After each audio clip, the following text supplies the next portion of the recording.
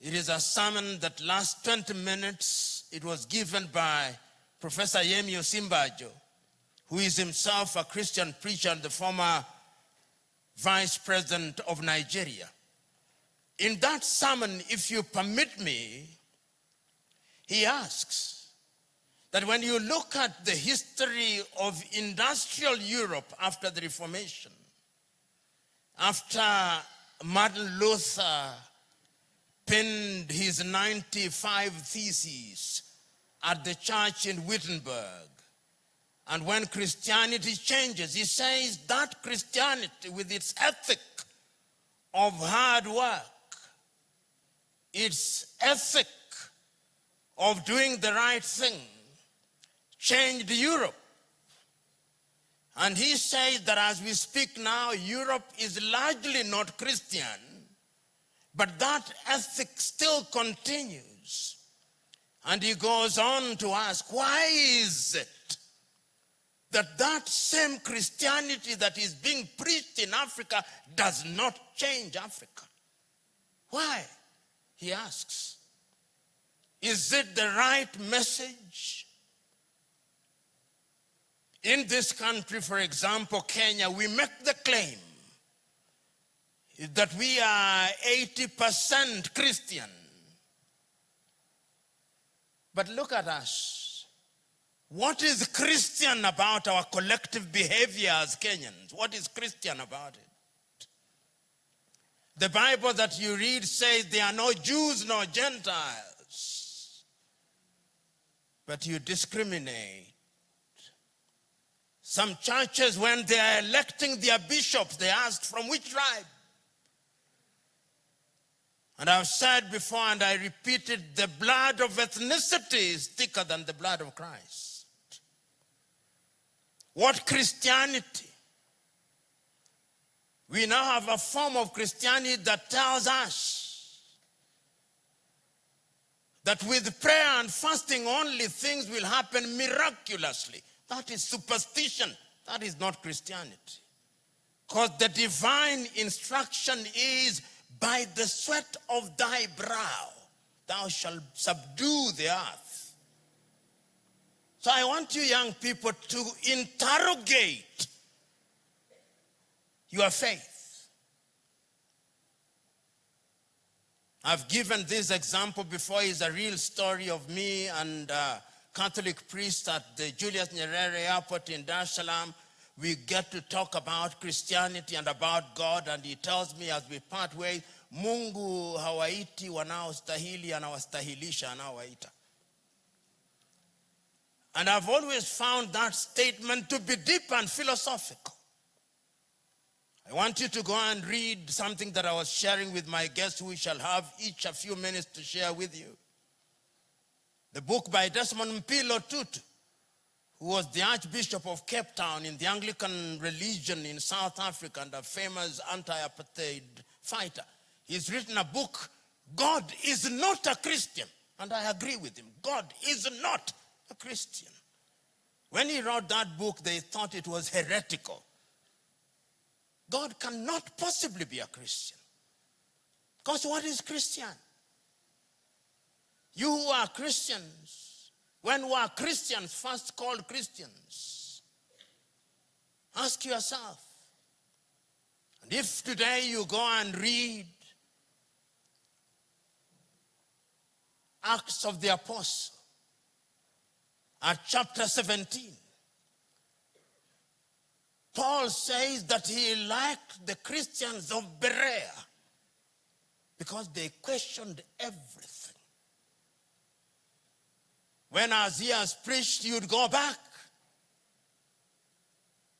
and read the Bible for yourselves and appreciate that what was being preached is not heresy. The modern day Christian does not do so. We have a Christianity that makes us feel good without making us good. That is not the Christianity or the message that Christ preached.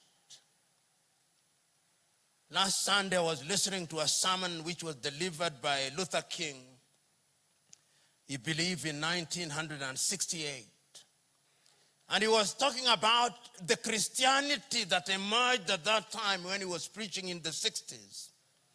And he gave the example of certain Negro churches in the United States of America at that time, where the preacher would come as we are here and said, in our church, we have doctors, we have lawyers, we have business people. Our church is a great church. So your church was great because you have all these individuals who are professionals. That was one church in which you are not allowed to shout. You must be orderly and civilized. Modern day Pharisaism, Pharisaic. Then there was another church where there were the Negro spirituals. You sang and danced. And the preacher came and preached. And if you ask, Martin Luther King poses, and what did he say? He says he gave a great sermon. But what did he say? He just gave a great sermon. Today in Kenya, I see that the more entertaining you are from the pulpit, the great you are as a preacher. I'm asking you, young Christians, you young Africans, is that the brand of Christianity? In a short while, you will leave this sanctuary. Some of you will be walking. Some of you will be driving. You'll go to different spaces. But immediately you get to our roads and you are told that this is a country that is 80% Christian. You ask, but where is the discipline? If the divine message is that thou shalt be your neighbor's lover, why don't you love your neighbor who is driving on the roads or riding on the roads or crossing the roads?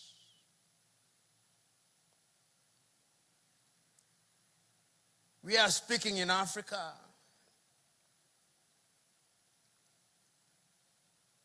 And our continent is not doing well.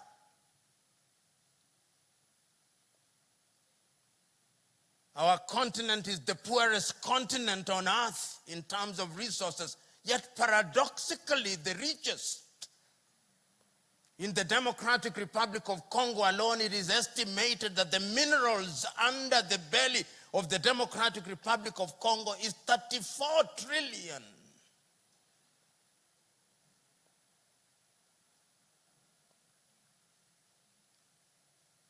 In Kenya, not too long ago, we received food aid from the United Arab Emirates, a desert.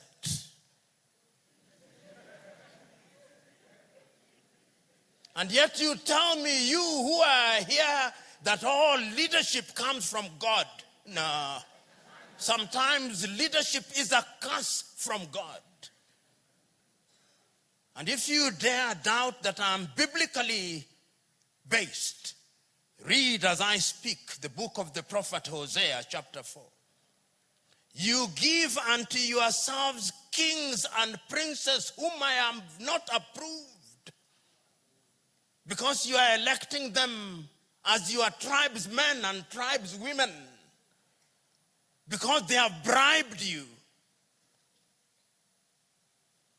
Then you can move with jet-like speed. But even if you move with jet-like speed and you are moving in the wrong direction, you'll never reach your destination. Today you are gathered here as Christians so that your presence may be seen in industries, in the workplace. Many times when I hear somebody telling me I'm born again, I'm not impressed. When you are born again, the fruits of your labor speaks for you. Because the mango will only give forth a mango, and the orange an orange. You are born again, and when you walk into a space, you don't greet anybody. You are born again and jealousy dominates you. You are born again, but the spirit of avarice controls you. Roho mtakakitu sio Roho Mtakatifu. Let us question our Christianity. I want you to look at Africa now, the Africa that you want to join. I was at an assembly of young people on Thursday. Young people want to go and study. And I asked, how many of you here want to study in any university in Africa? None, except one, in South Africa. Nobody in Kenya wants to go and study at the University of Dar es Salaam. And nobody in Dar es Salaam wants to go and study at Makerere or Fura Bay or the University of Ibadan in Nigeria. You want to go to Europe and America and Australia. Mohandas K. Gandhi, known to the world as the Mahatma, said, I love your Christ, but I have no interest in your Christ, your Christians. They are so un-Christ-like. And that is who we are. We say with our mouths what we do not believe in our hearts. Yet we say we are 80% Christian. The mind is the standard of the man. The mind.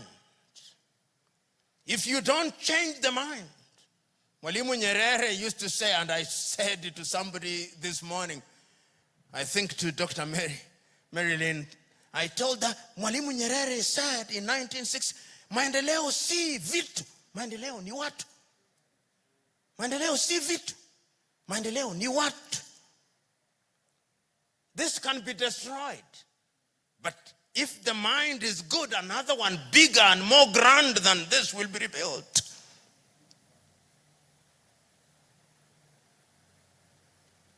The question is, are you prepared? Let me, before I invite my colleagues, begin to show you what Africa today, the state of